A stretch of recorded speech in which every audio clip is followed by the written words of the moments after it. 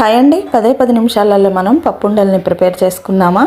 ఇవి చాలా బాగుంటాయి, పిల్లలకైతే చాలా హెల్దీ అండి. రోజు ఒక లడ్డు ఇచ్చామంటే చాలా హెల్దీగా ఉంటారు. దీన్ని ప్రిపేర్ చేసుకోవడం కోసం ముందుగా ఒక ప్యాన్ తీసుకొని 3/4 కప్పు బెల్లం వేసుకొని 1/2 కప్పు వాటర్ 1 టీ స్పూన్ చక్కెర వేసేసి కరిగించుకొని వడగట్టుకోవాలి.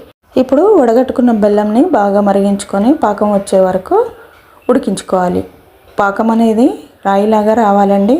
మనం ప్లేట్ కేసి కొడితే టక్ టక్ మనేలాగా వచ్చిన తర్వాత 1 కప్పు పుట్నాల పప్పుల్ని వేసేసి బాగా కలుపుకొని నెయ్యి రాసిన ప్లేట్లో వేసేసి ఇప్పుడు వేడివేడిగా ఉన్నప్పుడే లడ్డూల్లాగా చుట్టుకుంటే పప్పుండలు రెడీ అయిపోతాయండి. చాలా ఈజీ, సింపుల్గా మనం 10 నిమిషాలలో వీటిని ప్రిపేర్ చేసుకోవచ్చు. పిల్లలకి స్నాక్స్ లాగా చాలా బాగా ఉపయోగపడతాయి.